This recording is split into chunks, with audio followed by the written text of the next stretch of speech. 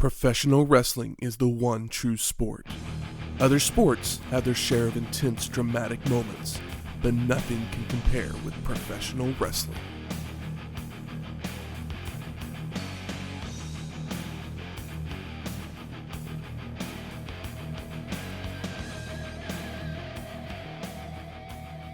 Welcome to Wrestling History X, where three friends come together to talk about the stories behind the matches. I'm Matt. And I'm a sick bastard. And I am Tiger Ali Singh.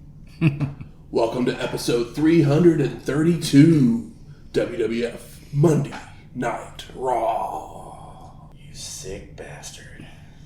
And that's the bottom line? Because someone said so. Yeah. Because this sick bastard said so. Now hit my music. Actually never knew where that line came from the... Yeah. From the... As soon as he said it, like, oh my God, I've heard that's the theme music for Music to the Mat. Okay, cool. I've heard that clip many, many a time, so as soon as the voice came out, I'm just like, this is it. So this is the 288th episode of Raw, produced by the WWF. It would take place on November 30th, 1998, from the Baltimore Arena in Baltimore, Maryland, with an attendance of 11,006 people. Nice. And a TV rating of 5.0. 5 stars or no stars, right? I mean, yeah, they, way more than last week. Nitro had a 4.2 this week with a Brett DDP main event. And this Raw is available on Netflix. It is. I believe it's Watch along with us. the last one available for 1998. It is. But we are in Baltimore. So Shane, did you do what you do? Baltimore. Yes, I did. Yes, we are in Baltimore for Monday Night Raw, and I did what I do, but I didn't have to really do what I do too much because it's Baltimore. If we're in Baltimore, there's typically one thing that I'm looking for, and it's a crab cake I've never tried. So I looked up who has crab cakes that can be delivered to me because I'm not able to go and get any of them from anywhere at the moment. I don't know why I said at the moment. I never really am. I typically have it all delivered to me unless I'm able to make it myself. Preferably one you haven't tried. Yes. I looked up the usual suspects of ones that I have tried. Cheever's Cafe is one of my favorites. Rococo is one of my favorites. Yeah, Rococo's huge. But this one popped up as a place I've heard of but never gone to before, from a place called Broadway 10. It is a chop house and bar. It's just they're just called the Jumbo Crab Cakes. They are Maryland crab with arugula, champagne vinaigrette, and a lemon pesto aioli, and then some sort of a little tartar sauce or something like that. An aioli of sorts. Or is that that might be the lemon pesto aioli, and yeah, that's a champagne vinaigrette up there. I was thinking it was one sauce together. Yeah, I'm guessing they'd be a little better live and in person being made. They traveled a little, so they got a little soft, but I mean, they've got a good flavor to them. I'm typically a sucker for any crab cake, especially if it comes with arugula, because arugula adds that little peppery note to it, and it's just fun to say. It's arugula, it's a vegetable, like they said on My Blue Heaven. Yeah, I've never been to Broadway 10 before. You didn't hear anything. No, you just heard me chomping away on some arugula. Yeah, if there's a crab cake on a menu, I'm typically a sucker for any place that'll have one on there. If there's a crab cake Benedict on a brunch menu, you're damn sure I'm going to be giving it a try unless I've already had it before. And if I've had it before, I'm probably going to get it and something else just because they're usually that good. Yeah, I'm not mad about this one. It's not the best crab cake that I've had, but it's... Definitely not the worst. I'd get it again. Yeah. Good little Krabby Patty. Definitely better than that shitty Wendy's experience that we had last time. Why are Krabby Patties beef? Because it's a burger. Call it something else. I guess Mr. Krabs owns the place. But also, why would squid why would a starfish and a sponge want to eat other fish? That's a good point. I mean, a sponge I can see because he's not really a fish. He's just a sponge. How do they even know what a cow is? It gets delivered by the by Cisco. Cisco Ben Keith. Never frozen. Always fresh. That's right. Well, something that would happen right around the same time as this episode of Raw. We had a couple films hit theaters the previous weekend. A Bug's Life. The second Pixar film. And Babe, Pig in the City. The second Babe movie. A movie I adore. George Miller. Yeah. I enjoy the first Babe. I don't know if I've actually seen the second one. I own it, but I don't know if I've ever watched it. I own a copy of the second one as well, and you can borrow it if you'd like. It is bananas. It's one of my favorite directors doing... I love it when he goes completely off the rails. And he made a movie called... He was the guy that got the movie Babe made, but he did not direct it. But he was supposedly a pain in the ass because he realized that he wished he was directing it. So while it was happening, he was just being... getting on everybody's nerves. Director is George Miller, most famous for the Mad Max series of films, but the wilder he is, the more fun I have with him, and so he was like, all right, well, I'm going to make a Babe sequel, and it is absolutely insane, and I love it dearly. It did not go over very well for the regular audience, but it makes sense because it is a fever dream of a movie. I mean, it still captures the feeling of the first one, but like turn it up to 11. Yeah, but it's just slather a big old pad of crazy on top of it. Fun fact about the Babe movies: the first one, the voice of the pig is E.G. Daily, who did the voice of Tommy Pickles. In Babe 2, Pig in the City, I don't remember this person's name, but it is the voice of Chucky Finster, who did from Rugrats. So they traded from...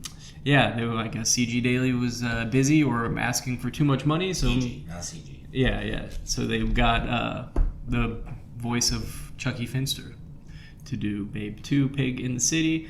There's a dog prostitute in it. I remember some of the really fun stuff.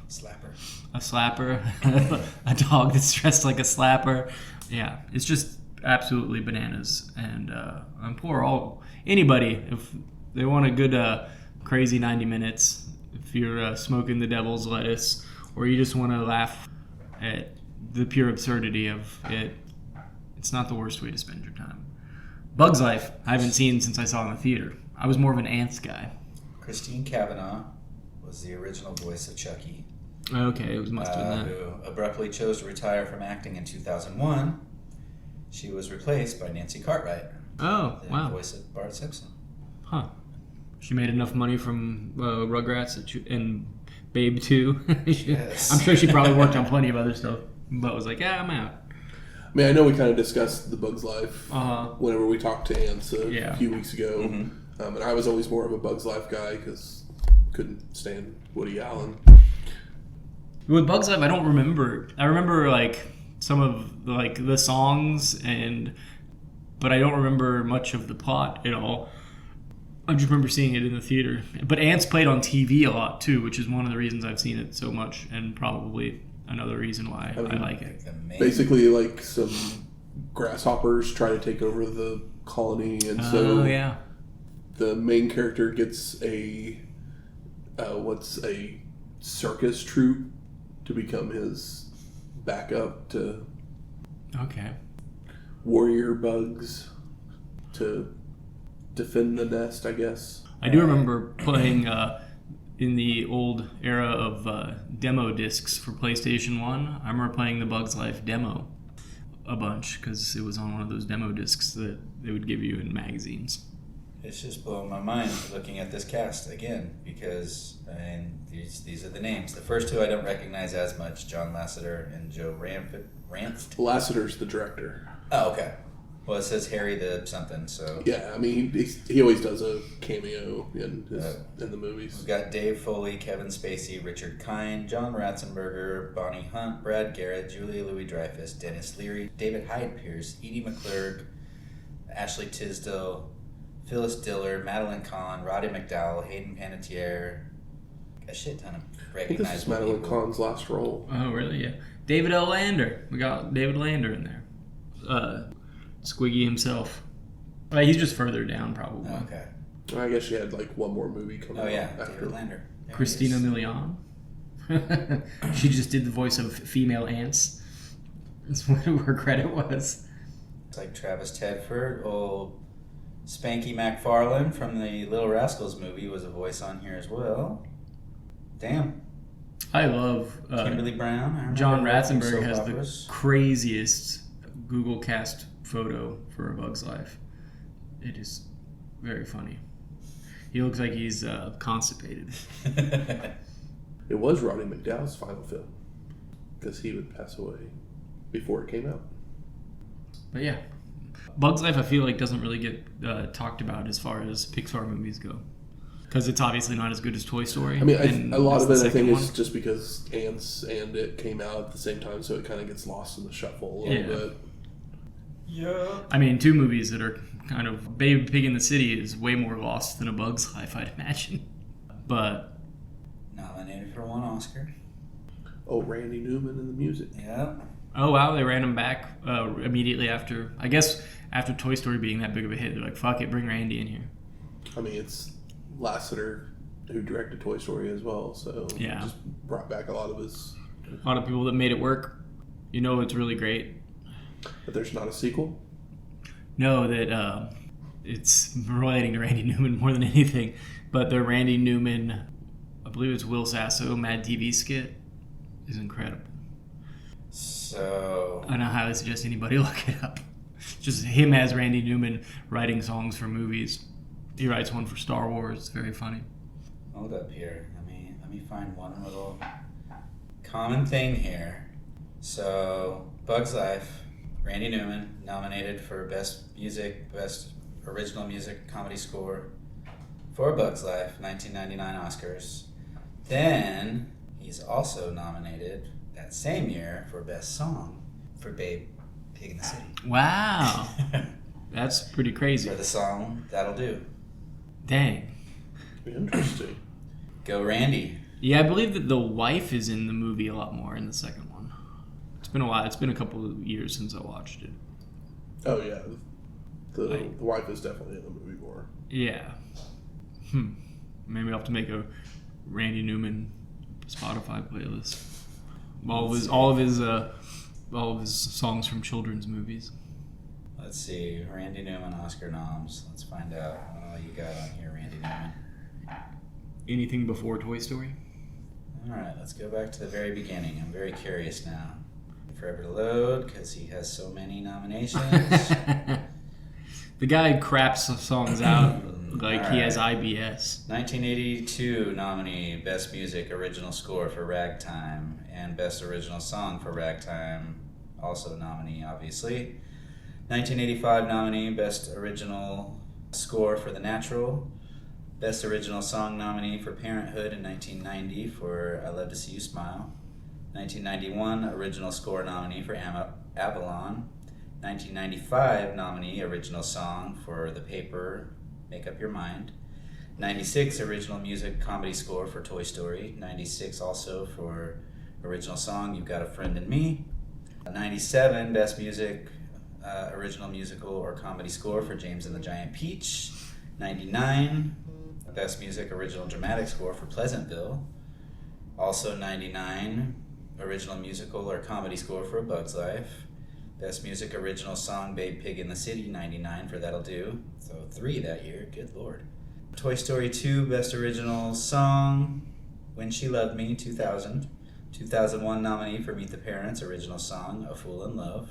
2002 Original Song winner for Monsters, Inc., If I Didn't Have You. Also a nominee that year for Best Original Score for Monsters, Inc.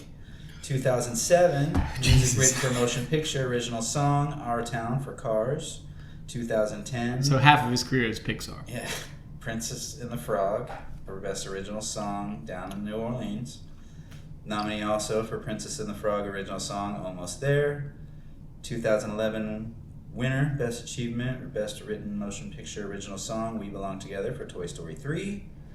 Nominated in 2020 Toy Story 4? Toy Story 4 for I Can't Let You Throw Yourself, whatever it is.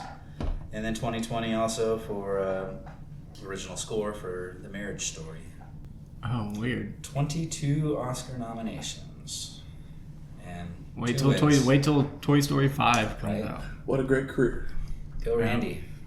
Well, I think it's time Yeah, we get off the Randy to Newman talk boat. some Monday Night Raw. I think so too. Featuring music now by Randy Newman. Stone Cold. I'm not even gonna try. WWF Attitude Package plays before going to highlights of Austin having his head taken off by a shovel. We then get clips of the embalming sequence with Kane interrupting. As Stone Cold narration says, they got hell to pay. Son bitch. We then see Paul Bearer and Undertaker conferring in the back just moments ago. Before we get the opening package, Pyro and Jim Ross welcoming us to the show, joined by Jerry the King Lawler. The Headbangers and the Insane Clown Posse make their way to the ring, as we are shown highlights of ICP turning on the oddities. We then go backstage to see Austin arriving to the building with shovel in hand, and he's headed to the ring. He's pissed. And when he gets there, he stuns Violent J and both of the Headbangers, throwing them out of the ring and taking the mic to say he doesn't want to wait for the pay-per-view. He wants the dead man tonight. And this would be the last time we see ICP in the WWF. Aw, nuts. So I actually read an interesting thing about this. They actually never signed a contract with WWF. They were appearing for free because WWF was going to promote their album, Oh. and then WWF just never did it. So that's why they just ended up leaving. There's the bits I know. Yeah, can't blame them. They're like, yeah, we'll come on for free if you promote our album, because they are like basically been like independent artists for the most part. Yeah. Like, And I mean, they loved wrestling, so they have their own wrestling league. yeah. ICW probably. JCW. JCW, Juggalo Juggalo Champion. Championship Wrestling. I should have known That's right. We won't ever watch any of that, so never fear. that. No, we won't watch any of that. I say PWG. Our commentators talk about what we have scheduled for the evening, followed by going to the back to see Mark Henry getting ready for his date. Couldn't be happier for the man. The camera also finds Austin searching backstage for Taker as we go to break. Coming back to JR reminding everyone that the signature covers of TV Guide came out today. Pick yours up. I did. Did you have The Undertaker and the Stone I Cold? had both of them. Once But- upon a time. But the bigger question, did you have the Goldberg and the Hogan as well? No. Which I was totally surprised that Ross actually mentions those as well. No, I did not. Because I didn't give a fuck about those two. Yeah. We then see Stone Cold, he's still searching, when he asks a young lady if she's seen the dead man. And this happens to be the first appearance of one Stephanie McMahon. I know. Hey. Crazy. But we then go to our first match. The New Age Outlaws of Road Dogg Jesse James, Badass Billy Gunn versus the Brood of Gangrel and Edge with Christian for the WWF Tag Team Championships. And the champs came out first. Oh, you didn't know? Foreshadowing. We know the deal. They got to do their thing, pump the crowd up. And we get a clip from Sunday Night Heat where Vince is trying to recruit the Outlaws to the corporation. It's like, what if I get all of DX as well? I mean, X-Pac probably not too into that at the moment. No. He doesn't want anything to do with Shawn after getting, Probably Not after his speech about Eric Bischoff and all that other stuff when he just joined up a few months back. And Gangrel gets double team whipped with the Outlaws telegraphing the move. So he kicks James away and spits blood into the face of Gunn, spooky, scary. leading to the Vampire Warrior stomping away on Road Dogg, while Badass gets dragged outside by Edge.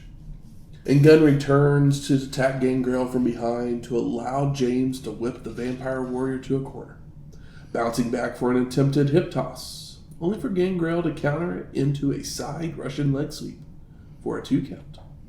Edge tags in, delivers a head scissors takedown to Road Dogg, while Badass heads up top to jump in. But Christian interferes, causing Gunn to crotch himself. And Edge keeps up the attack on James with a super Frankensteiner, attempts to do the same to Badass, only for Gunn to counter it into a super powerbomb. And the crowd goes wild. Followed by a shimmy shake knee drop from Road Dogg for a near fall. The corporation comes out to the top of the ramp to watch on, with the crowd calling them assholes, as Badass is tagged in to continue the punishment, when both men go for crossbodies, causing them to collide, leaving both men down on the mat momentarily. And Gunn's up first, but Edge crawls between his legs to make the corner for the hot tag. With Gangrel jumping in, delivered clotheslines and right hands to both Outlaws. When Edge would rejoin the fray to clothesline James and himself out of the ring. And the Vampire Warrior whips Badass to the ropes, telegraphs his move, allowing Gunn to set up for a powerbomb. When Christian would just run in to clock Badass in the back of the head with the title belt for the disqualification. He's a good third wheel to have, I guess. Post-match, everybody's brawling away when Bossman and Shamrock run down to help beat down the Brood. And the Stooges walk the Outlaws to the back as the recruitment pitch continues. Hey guys, we won't let that happen to you. Not if you sign on the dotted line. You had some Kool-Aid. Austin's now in the boiler room, searching still for Taker. Looks inside a walk-in freezer when the dead man and Paul Bearer arrive, shoving him inside and locking the door as we go to commercial. He will truly be stone cold now. And we come back to the WWF Rewind, presented by Glover, where we see the stunners to the headbangers from earlier in the show. We then go to Mark Henry and D'Lo coming down some steps, where Marc asks D'Lo to go along on the date to provide a confidence boost. Brown argues that he would just be a third wheel, only to agree after Henry begs him. And we go back to the arena where Taker makes his way to the ring, taking a mic to call out Kane, saying one of them will face the future tonight, the other eternal darkness. The Big Red Machine arrives and the brothers begin fighting, with Undertaker beating him down, nailing a tombstone, dropping an elbow, and choking Kane out. And the dead man waves down a group of men wearing white with straight jackets. But the Big Red Machine's back to his feet and clotheslines Taker out of the ring, before fending off the orderlies, escaping to the crowd with them giving chase. They're trying to send him away so he can room with Michael Myers. Coming to take me away. Coming to take me away. Outside the arena from moments ago, Henry and Brown come up to a limo, with D'Lo concerned that he isn't dressed properly for the date. Only for Marc to say he has a suit for him, and also giving him a chauffeur's hat. Yep, so yeah, you thought you were the third wheel, but you're rocking 4 tonight, brother. Brown isn't very happy about it, but goes along with it, entering the car, only for Henry to wait for the door to be open for him, which D'Lo finally obliges as we go to break. D'Lo seems like a great friend. We come back to Marc in a lobby with flowers, when Chyna would arrive, not looking happy, and not wanting Henry to touch her, while Brown holds the door, which baffles her as well. Like, D'Lo, you too? Hey, the Baltimore Ravens are in the crowd. Hey! Dirty Birds. And as X-Pac makes his way to the ring, we get clips of the Heartbreak Kid clocking with a chair on last week's Raw. And the Kid takes the mic to say everyone has asked him what's up with the New Age Outlaws, with his response being, why don't you ask them? But the real reason he's out here, Shawn Michaels, come out here, because I'm going to beat your ass, and not with a chair. The Heartbreak Kid comes out, reminding everyone that he's the new sheriff in town.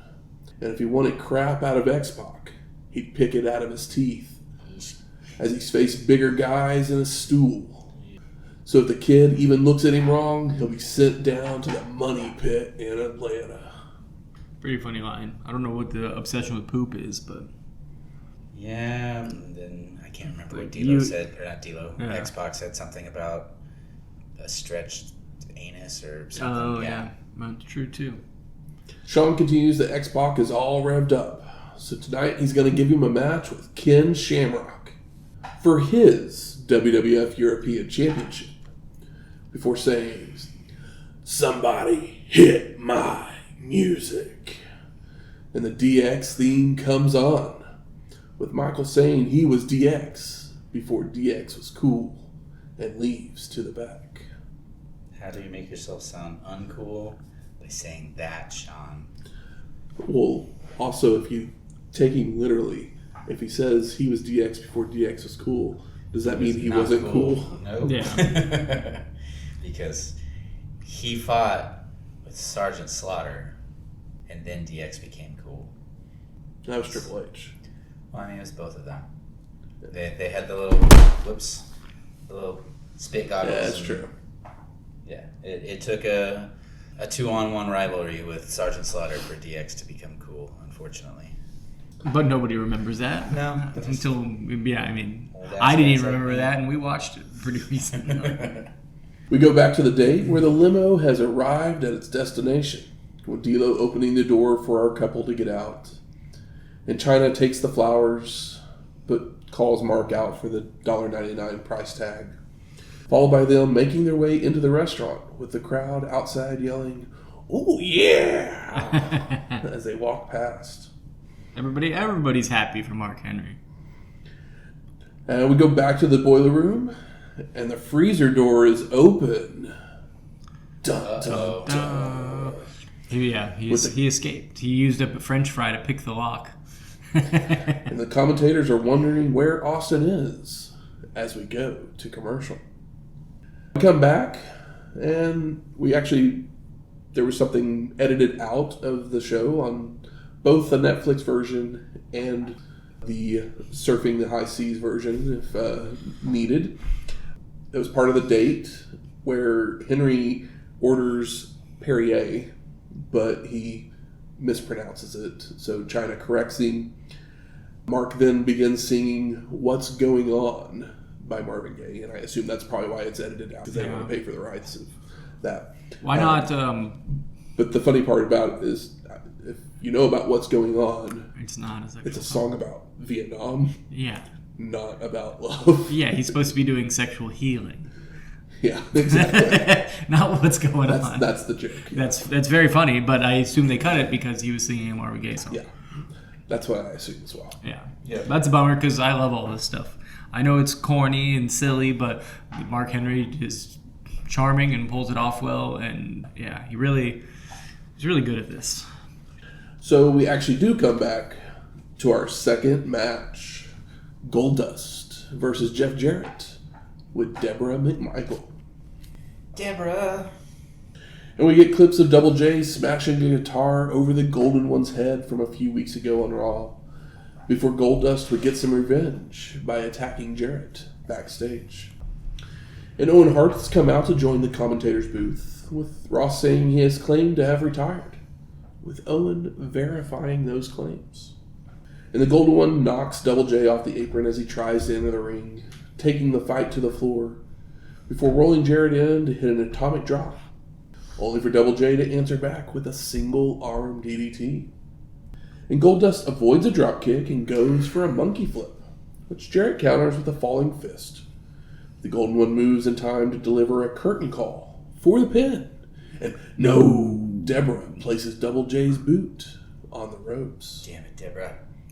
And Goldust gives chase to McMichael, allowing Jarrett to attack from behind, running the Golden One's head into the ring steps, followed by returning to the ring for a swinging neckbreaker.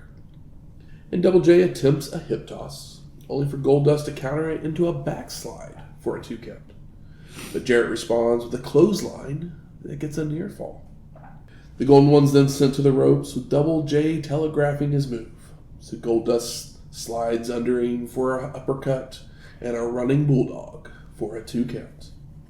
The Golden One keeps up the attack with an inverse sit-out slam, places Jarrett in the corner to shatter some dreams, when Debra would get in the way, showing off her bosom.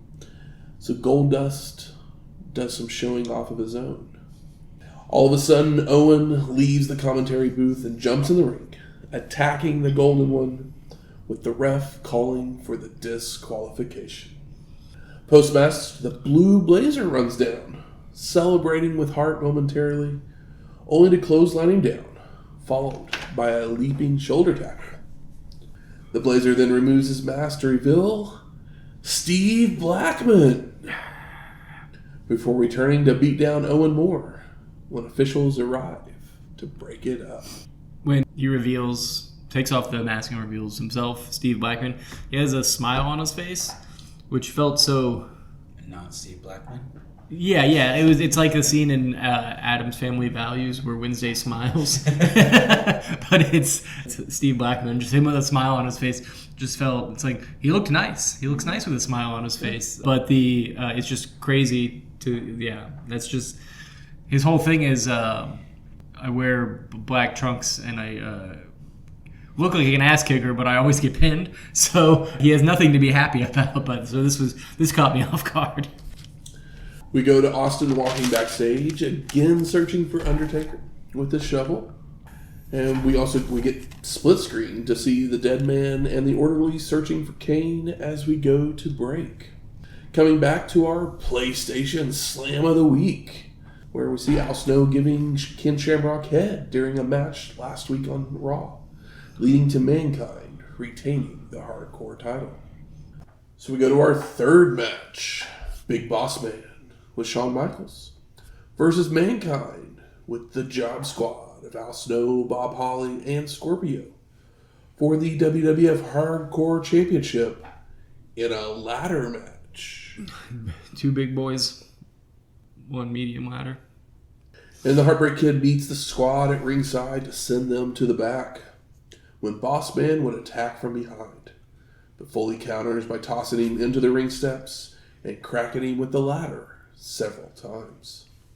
Now inside the ring, Mankind sets up the apparatus and begins to climb, only for Big Boss Man to make his way in. So Foley leaps off with a clothesline onto him. Boss Man's then placed between the ladder rungs and has an elbow dropped on him multiple times, before Mankind sets it up again to climb. But Big Boss Man stops him quickly, only to be taken down by a double-arm DDT. Yeah, all the while Shawn Michaels is on commentary and rating Mankind's use of the ladder with like scorecards.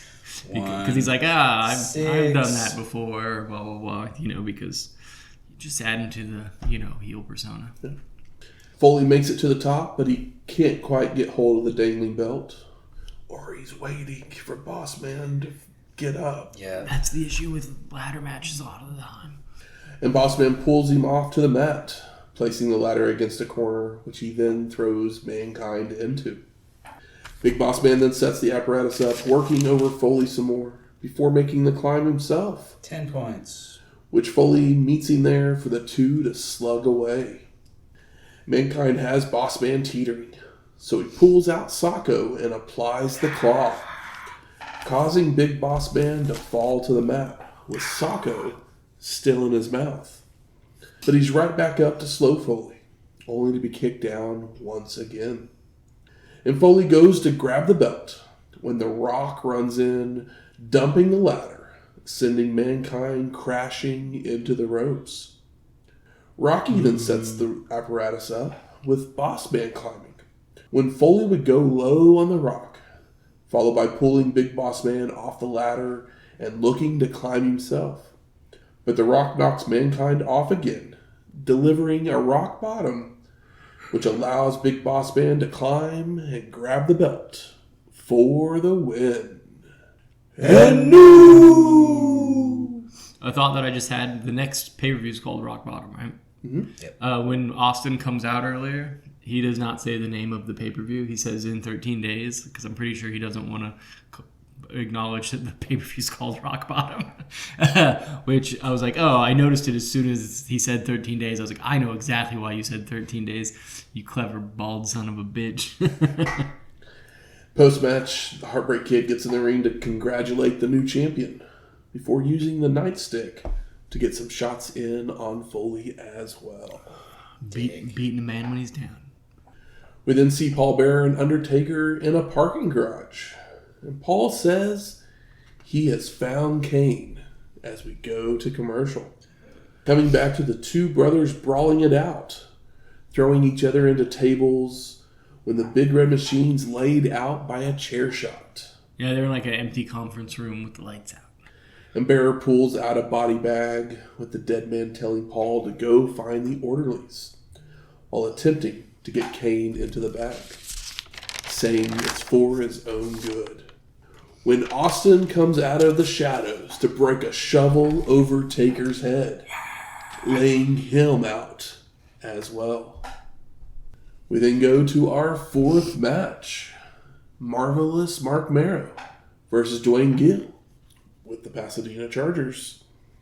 And Mero, he's already in the ring, and he has the mic to mention that the new light heavyweight champion is from right here in Baltimore, declaring that if you can't beat this jobber, this would be the last time you will see him. I've been feeling like it's going to be the last time I see him for a month and a half now. And the Pasadena Chargers are? The Pee Wee football team that Duane Gill's the coach of. Yeah. I thought that was kind of charming. It's like a bunch of 9-year-olds in football jerseys. And as soon as Gill gets in the ring, Marc hits a clothesline, back body drop, and kicks to the gut before a running knee lift and chokes on the ropes. Mero continues with a turnbuckle smash and a TKO as the Job Squad comes out to the ramp, while Marc sets up for his finisher. When the Blue Meanie jumps out of the crowd, shoving Mero off and allowing Duane to make the cover for the pin and the win. I wasn't expecting that. And we go to the back with Paul Bearer, where he finally finds the orderlies, leading them back to Kane as we go to break. And we come back to JR reminding everyone about those TV guide covers again, followed by checking on our date, where Marc recites a poem with really loud jazz music in the background. So I kind of wonder if actually it was music that they probably would have had piped in, yeah. So they piped in jazz music on the top of it. That's probably what happened, now that I think about it.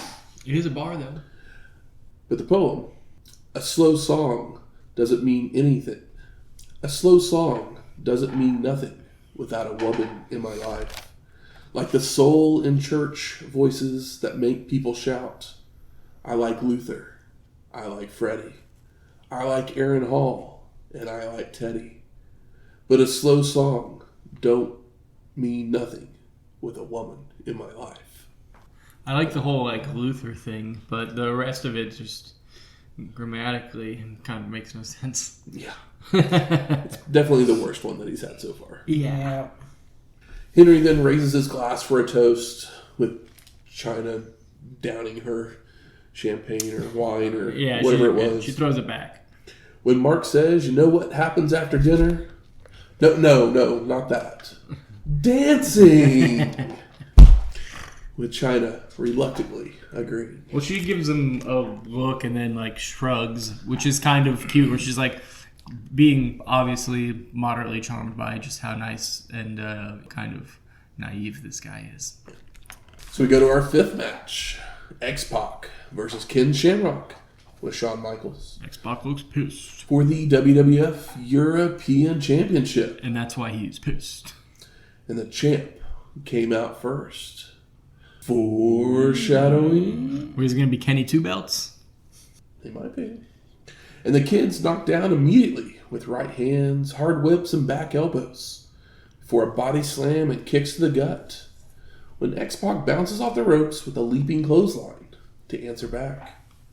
And we cut to the back where the McMahons and the Stooges are smoozing the Outlaws, followed by Shamrock taking down the kid with a vertical suplex for a 2 count. Ken places the kid in a front face lock to wear him down, forcing the ref to check to see if he's passed out. X-Pac rallies with a roundhouse and spinning heel kick for a near fall. And the kid stomps Shamrock down in a corner, making it Bronco Buster time. Yeah. When the Heartbreak Kid pulls the ref out of the ring, Boo. while X-Pac nails the X Factor, allowing the Big Boss Man to run down and knock out the kid with his nightstick. Yep, we had that visual pin, but, nobody can have anything nice. Ken applies the ankle lock when Triple H runs out, And the crowd goes bug shit. kicking Shamrock in the head for the disqualification. Post-match, Hunter continues to beat on Ken until Bossman and Michaels make the save, causing Shawn to be upset. Coincidental. Stephanie McMahon on the show where Triple H returns, huh? Huh. I believe they call that Kismet. Yeah. It's a meet cute. Yeah. We see Paul Bearer and the Orleys arrived to see that the black bag has been filled.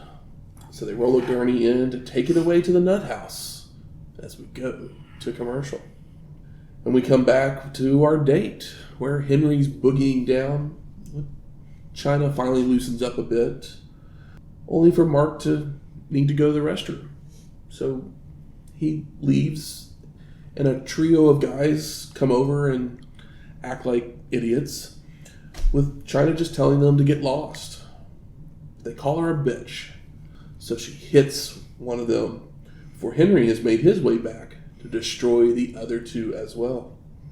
And China pulls Marc out of the bar to stop him from going too far. So it's a damn ass movie. Right? And we go to our sixth match. Tiger Ali Singh with Babu versus Val Venis with the Godfather and Hose. And Val takes the mic to ask Singh how low America will go. Last night your girlfriend went all the way down, followed by telling Godfather to spank Babu if he gets out of line. Uh-oh. Venis takes it to Tiger Ali, but he misses a charge into a corner, allowing Singh to beat down Val, only for Venis to catch Tiger Ali charging in with a spinebuster. Chops, turnbuckle smashes, and a telegraphed move by Val leads to a DDT by Singh for a 2 count, before a belly-to-belly suplex as the Hose make their way over to hit on Babu. And Venis catches Tiger Ali with a back elbow, a back body drop, knees to the gut, and a side Russian leg sweep when Terry and Jackie come down to the ring. All dressed up. And Val's distracted by Miss Jacqueline talking to the Godfather, allowing Runnels to climb into the ring and hit a low blow to the big Valboski for the disqualification. If you guys remember correctly, she was mad because he said that he wasn't the father and she's technically pregnant. Correct. You said we probably abandoned that, and it looks like maybe we have. But who knows? Maybe next week she'll bring it up. Babu. His excuse was that he, Snippy pee-pee. snippy pee-pee, vasectomy. Yep.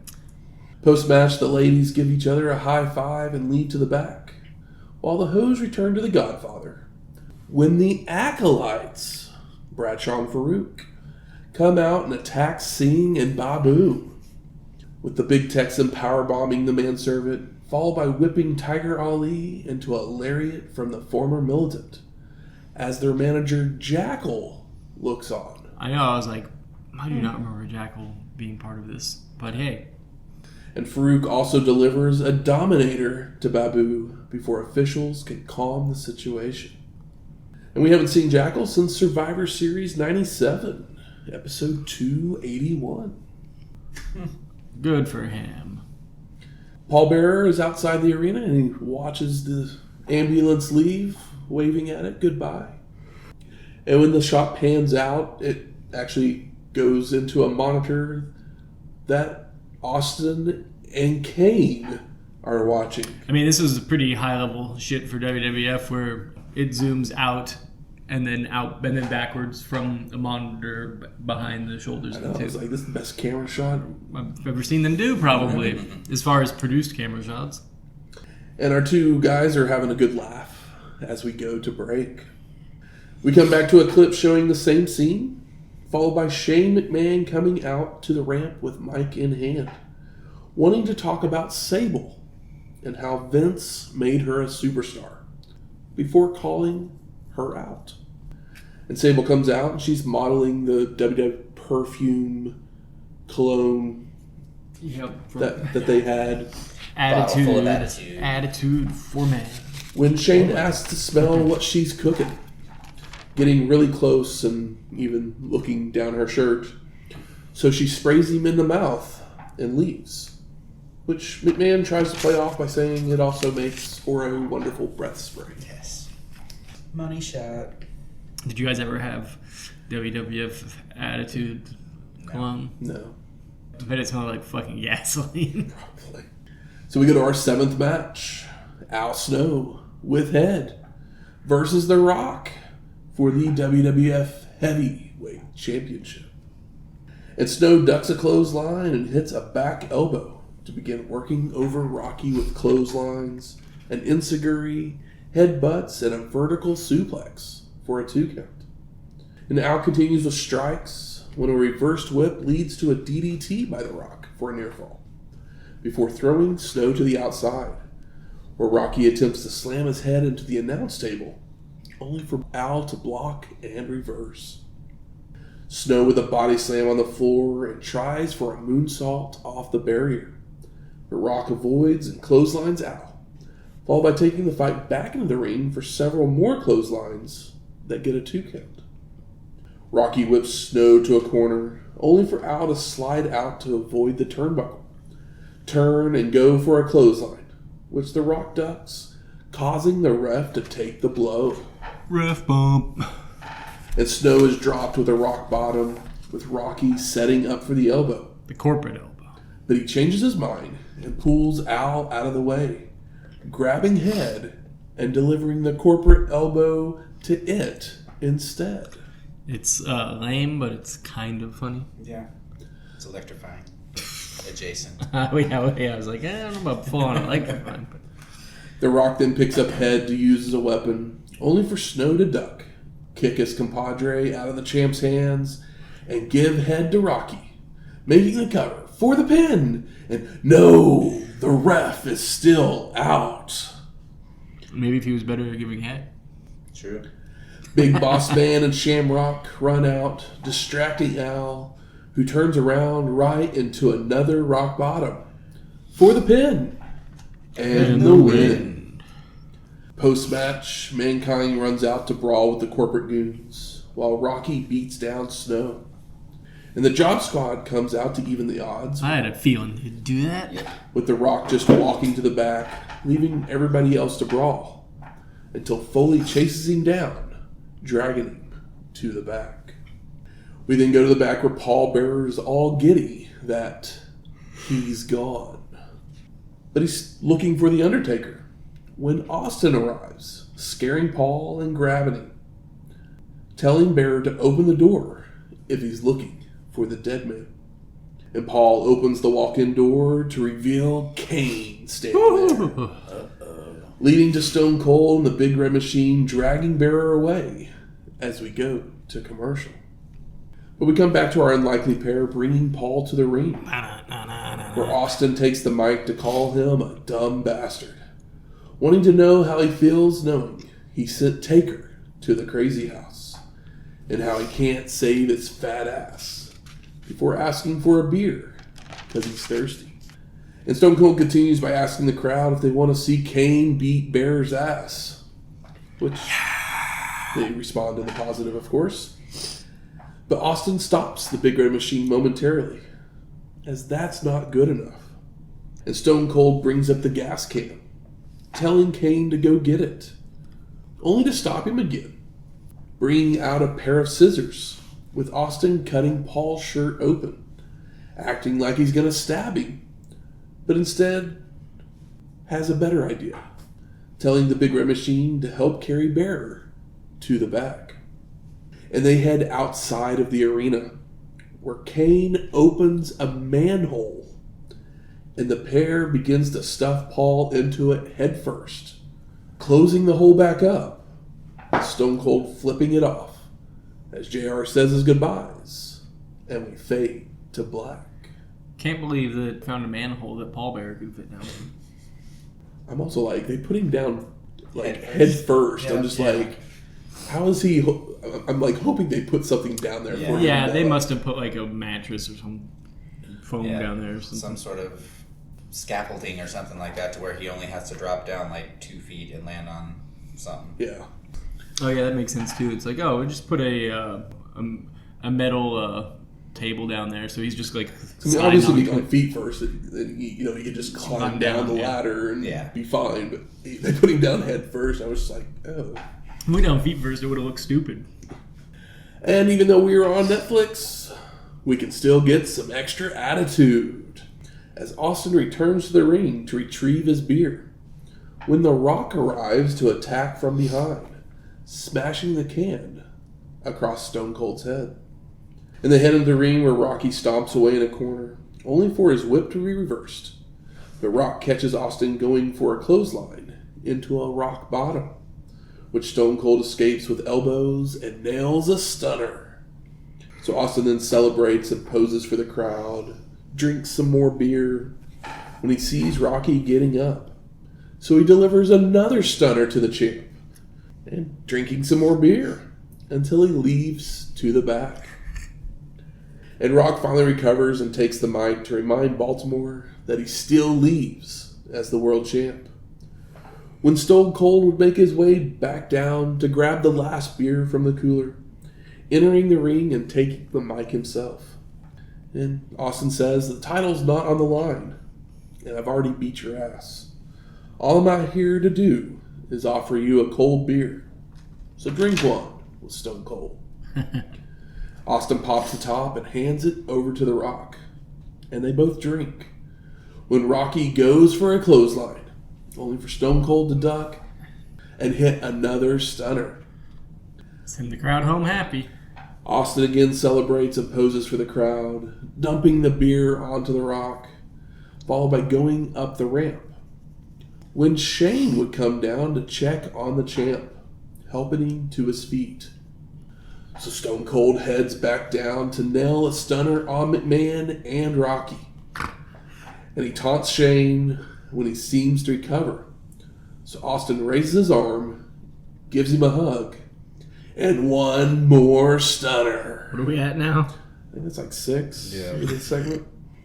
Stone Cold heads up the ramp to give a celebratory pose as we fade to black. You guys send the crowd home happy? Yeah. And we'll make sure The Rock, maybe he's up and coming, but he's not there yet. So I ask you, gentlemen, what are your overall thoughts of Monday Night Raw from November 30th, 1998? This is continually fun. I don't know if it was as good as last week's show. It seems like there was everything in this was a DQ, but that's typically where we're at this point. You know, you're only getting a finish on a pay-per-view if you're lucky. But the show kind of had a little bit of everything, like typically do at this point. Mark Henry stuff was a highlight. I found that good, very fun and charming. But I think in-ring last week may have been more fun. Agreed. I could see that. Yeah. Much like you said, last week's show I think was a little more fun and exciting. This one had its moments, but yeah, it didn't hit as steadily as the previous episode. Well, that one, it's like this is a maintenance show, and then the next one will be the one before the pay-per-view. So yeah, I think we needed a little more from the Undertaker, Kane, Stone Cold scenes there, other than the silly chasing stuff and the orderlies and whatnot. Yeah, I mean, it had its good, fun little surprises and all of that with the return of Triple H and all that to pop the crowd right at the end there before the antics with Stone Cold and Rock. Yeah, we're all on the same page here. There are definite moments that are very fun on the show, and maybe the orderlies need to take me away for this, but the Austin Undertaker segments on this week's show were actually more dumb than last week's embalming. Yep. But overall, this show reminded me why back in the day when I would record these shows, I would fast forward through the matches just to get to the in-between stuff segments. Mm-hmm. Because the matches did not matter. No. I mean, you get angles, but it's at this point it's run in DQ, run in DQ, run in DQ. Yeah, you don't need to watch.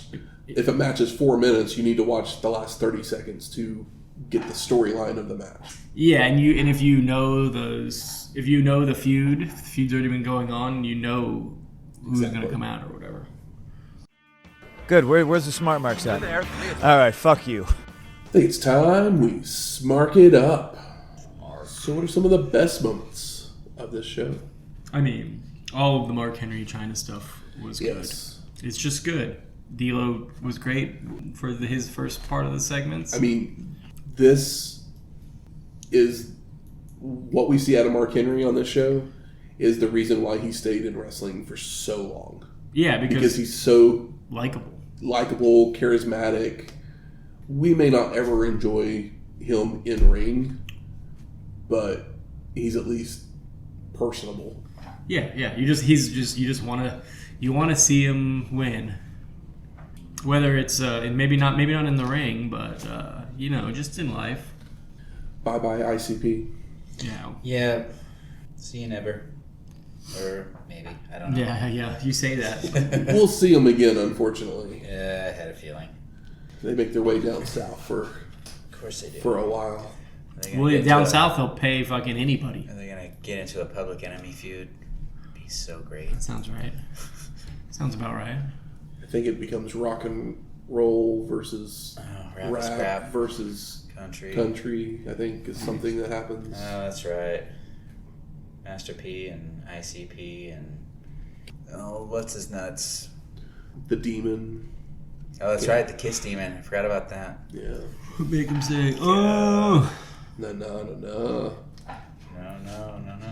No limit for life. I mean, obviously, we kind of mentioned it at the very beginning of the show, but when Shawn said "hit my music," I went, "Hey!" That's the thing. You did the DiCaprio from what's it called? The Once Upon a Time in Hollywood. Yeah. Hey. Yep. Xbox is kind of growing on me a little more and more. I mean, literally, X-Pac has probably had the best match the last 2 weeks. Yep, he's putting it in the ring, and his character work has been solid. He actually has something to be pissed off about, and he seems genuinely pissed when he's talking about it. That's kind of important. Al Snow gets a championship match. I mean, again, he is the most important man on the show 2 weeks in a row as far as getting his faction out there to run the show one week and now in the main event the next. Great to see. Yeah, Job Squad from 0 to all over the shows. I don't have memories of him really doing on any of this main event stuff here, so the fact that he came from a main event and potential championship run in ECW to now being in matches with The Rock for the belt are great to see. He chose wisely. Yes. If you're in the crowd and you got to see 6 stunners, 5 to Rock, or 4 to Rock and 2 to Shane, you're going home with a big smile on your face. Yeah, because he can tease a stunner and everybody's like already screaming. I mean, as he was walking back up the ramp, I was just like, I think that was we complain, I think, at this point in time of people spamming finishers. But literally every time he does it, I just laugh and have a smile on my face because it's just so much fun. It's the coolest move ever. Also, and it's so simple. It's just the way that he does it, and it's him doing it. But the other thing about spamming finishers is there's no setup usually. Yeah, but also he's not he's not doing it like in the match. He's just doing it to beat the guys up because he doesn't like the guys. Yeah. So it's not like it's. And when you have him doing them on The Rock has been one who forever has taken or reacted to his sells with the stunner. Yeah, so good. You've got it where he just like springs up. Vince McMahon takes him like a rock solid piece of shit, and then The Rock takes it like the most electrifying, like a Jack in the Box sports head. entertainment. Yeah. How about most disappointing? The stupidity of the humor and some of the Stone Cold Taker Kane stuff. The Bearer coming back and it just being the black bag and not going, hey, where's Undertaker at? Also, orderlies aren't going to take you away in a body bag. They only did the body bag so you couldn't see the face because they would use a straight jacket. Yeah, they just put him in a straight jacket. Yeah, exactly. Yeah, he's not dead. Yeah. Put him in a straight jacket and put a cane mask on him. We understand what they're going for. Yeah. And like literally we all know if you exactly think about back to best things, the camera shot. We didn't even incredible. We mentioned it while we were talking about it, but that camera shot is incredible. It's probably the best thing on this episode. For how these shows happen where they're like shooting that stuff that day, like in the arena ahead of time, that's impressive. Yeah. And like that shot's coming. That where you're gonna see Kane standing there somewhere. Yeah. To like make everyone go, oh, we're 14 steps ahead of Paul Bearer at this point. But it just made Paul Bearer look even dumber than what he already is. It's one of those things where it's like, oh, as a kid when I'm watching this, I'm not like overthinking it at all. But as an adult, if you think about it for like 30 seconds, you're just like, okay, this is silly, but hey, it's wrestling. The enemy of my enemy is my friend. I mean, we did all agree that the date is really good, but the poem was really bad. The poem was really bad. The date stuff's still probably my favorite stuff on the show, and that all goes to just the magnetism of Mark Henry. He's got a great smile, and you just want to see him smile. Anything else disappointing for you guys? I feel like this is one of those shows, like, nothing's really, like, best or disappointing. Everything's just kind of there, and, like, it's good, but it's not great. It's not bad. It's not... Yeah, like I said, it's what they call maintenance. I don't hate it, but I'm not going to brag on it. Yeah, a maintenance show where it's like, all right, like everything's still moving. There's a couple surprises. You have your Blue Meanie. You have your Triple H return. There's tons of surprises on this show. How about best performer of the night? X-Pac. X-Pac or Mark Henry? I'm gonna go really weird on you guys. Okay. I'm giving it to Babu. Okay. Dude had to take a power bomb and a fucking lariat from the Acolytes, or a Dominator. Yeah. And a power bomb from the Acolytes, who are also a surprise on this show. Yes. Yeah, that's crazy. Yeah, I already forgot about them coming out. That was a big one for me because I had a feeling Triple H was on his way back anyway, and it makes sense. It got a bigger pop, but like the Acolytes, I just wasn't. They just didn't. They weren't in my brain at all. I knew they were coming, but I didn't know exactly when. And since we didn't get to see them form, I was waiting for the match where they like get kidnapped midway through the match or something like that on Raw. And maybe that was the one in between the Raws that we didn't watch all in a row there. Is that when they get inducted into the ministry though? Because they're not part of the ministry at this point. Are they not the ministry yet? Okay, yeah. I was thinking they're just the Acolytes with Jackal as their manager at this point. That's right. See, I was thinking that they got the ministry and became the ministry hasn't kicked into like full gear yet. And most surprising, I mean, Triple H returns. Stephanie. First Stephanie, Acolytes, Blue Meanie. Like, this show is full of surprises. Yeah. The Acolytes.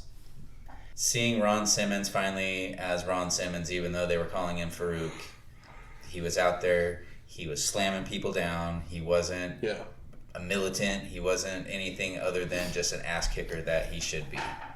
And, it was good to see a return to form for him. Absolutely. Making their way to the ring. It's trivia time. This week, the category is 20 questions. It's 20 questions, the question and answer program everyone enjoys.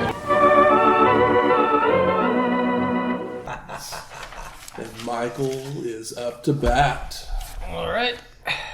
So pick a number, 1 to 10. 3. Let me remind you that everything that I will tell you yes or no about is up to 1995. December 31st, 1995. So anything that he's done before then is fair game. Anything after is not. I'm ready for your first question. Are they we're in 1995? Are they employed by the WWF? No. Same question, but we're gonna go WCW. Yes. Are they a member of a tag team? No. In 1995, have they held a singles title belt? Yes. Was it the World Heavyweight title belt? No. Let me double check the date on that. I think it was 94, but I answered correctly. It's no. Did not hold the heavy belt in 95. Correct. He did hold a singles belt. No, He did not hold the heavy title heavyweight. belt. Yeah. Just want to make sure that I'm clarifying Yeah. what I told you. Do they wear face paint? Yes. Is it Sting? It is Sting. Nicely done. So that's 14 points. You know Michael. what I was thinking? I was gonna be like, do they wear face paint? And if you said no, I was gonna try to narrow it down to see if it was Lex Luger or not. But in my head, I was thinking Luger or Sting. Although was Luger? I guess it was earlier that Luger was in Luger was still in WWF in 95. Yeah, Is that the Yokozuna slam on the Intrepid? I think that may have been 94. The Narcissus. Wait, was that me having to look back? I Narcissus. probably helped give a little bit of a clue to who it was. How? Gave you time to think. Well, no, but it basically told you that he held a title in 94, so you could... Oh, yeah. I just wanted to, I know Sting's not holding the World Championship title, but there's not a whole lot of titles in WCW. So it just kind of worked backwards from, the bigger belts, and Sting or Lex would be guys that would potentially hold those. But I was wrong about my Lex not even being in the company at the time. Next week, Capital Carnage. UK exclusive. Whoa. You know what's funny about this? We just had our classic man that calls whores slappers, and now we're in the UK. He's not even going to be there. I think by that point, he's probably gone from the company. Yeah, I know. It's just funny. He might be. Because I with feel a like... slapper or two, who knows? Because I feel like they would have put him on the show if they were... If he was still employed. Yeah, you'd think so. Yeah. Music from this week's show is We're All Together Now by Jim Johnston. And Rock won our main event, so we played Do You Smell It? Version 2. I noticed also by Jim Johnston. I noticed in the show that, I don't know if it was what it was about it, but for some reason the Rock song sounded like shit. And I was like... No, most of the songs do sound like shit. Yeah, but this one, good. this one particularly seemed like a bad version of an already bad song. But still. It's because the Rock's music stems from Ahmed Johnson's old music. And it just keeps being modified from the original Brahma Bull. And if you like this episode or any of our other ones, please go out there and rate and review us on iTunes, Spotify, YouTube, or wherever you find your podcasts at. You're out there on iTunes, Apple Podcasts, put a 5-star rating. That's right. Leave a review. We had a couple out there. Yeah. Tell a friend. Thanks for leaving those. We get where you're coming from. Appreciate you. And if you have any questions, comments, concerns, Beans on toast. Beans on toast. We're going across the pond, y'all. So give me some ideas. Where's the best crab cake you've had? Also, I guess I'm gonna stem Probably Mero. me bitching about Wendy's last week, but when I wanted all of your hate mail about Wendy's, now I want to know where your best crab cake is because I'm a There you sucker go. for an incredible crab cake, and maybe I want to travel sometime soon. So give me some ideas. I mean, I imagine it's definitely on the East Coast. I don't know. I had an incredible one in New Orleans one time. And it might have just been because I was walking through the little French Quarter area, and there was just this little stand that was making them fresh to order. Yeah, that makes sense too, though. I got to Cajun. have a little takeout Bloody Mary to go with it, so it was just like I get a crab cake and an alcoholic beverage, and I get to just walk out of this place with it, go wherever the fuck I want to. This is incredible. New Orleans, Baltimore, is probably my guess is. I've had one in Baltimore, but it's been way too long. Jimmy Seafood. But you can send any of those things to our email at wrestlinghistoryx@gmail.com or find us on X, WrestlingHistoX.